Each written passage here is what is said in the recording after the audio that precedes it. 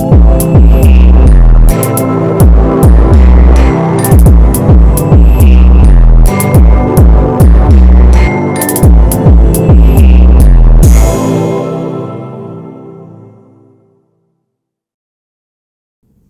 દર્શક મિત્રો, રાધનપુર તાલુકામાં 15 દિવસ પહેલા પડેલા ભારે વરસાદના કારણે અનેક ગામોમાં ખેડૂતોને ભારે નુકસાન પહોંચ્યું હતું અને જેના કારણે આજે કૃષિ મંત્રી રાઘવજી પટેલ દ્વારા પાટણ જિલ્લા ખેતી નિયામક અધિકારી સહિતના કર્મચારીઓ સાથે ગામે ગામની મુલાકાત કરવામાં આવી રહી છે અને પાટણ જિલ્લાના રાધનપુર તેમજ સાંતલપુર તાલુકાના અનેક અસરગ્રસ્ત ગામોમાં થયેલ નુકસાનોની સર્વે પણ કરી રહ્યા છે.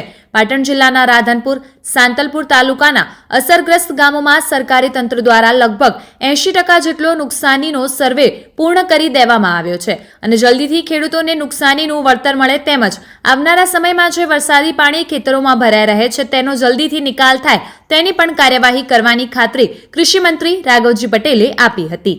આવા જ અવનવા સમાચારો માટે જોતા રહો અર્થ પડકાર ન્યૂઝ. સંવાદદાતા વસંત કડિયા, પાટણ. જોતા રહો અર્થ પડકાર ન્યૂઝ અને અમારી ચેનલને લાઇક, શેર ને સબસ્ક્રાઇબ કરવાનું ભૂલશો નહીં.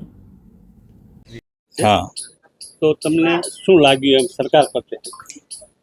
અમને આ વર્ષોથી અમે જોઈએ છીએ કે કૃષિ મંત્રી અમારા ગામમાં મુલાકાત લીધી, આ વિસ્તારની મુલાકાત લીધી, કાલે પણ થરાદ વિસ્તારની મુલાકાત લીધી હતી, હજુ પણ આગળ જવાના છે. તો સરકાર સતત ચિંતા ખેડૂતોની કરે છે. એમને પણ ખબર જ છે કે આ 4-5 તાલુકામાં જે નુકસાન થયું અને સરકારશ્રી તરફથી, મુખ્યમંત્રી તરફથી પણ આટલું આશ્વાસન મળ્યું અને આટલા બધા મંત્રીઓ, આગેવાનો, વિસ્તરણ અધિકારીઓ અમારા ગામમાં આવે છે અને આ બધો પ્રાક નિષ્ફળ ગયો એની સર્વે કર્યો અને હવે ખેડૂતોની એ જ વાત છે કે વધારેમાં વધારે, કેમ કે શિયાળુ સિઝન પણ આ વખતે આ ભાઈએ કીધું એમ તકલીફમાં છે કે થશે કે નહીં થાય.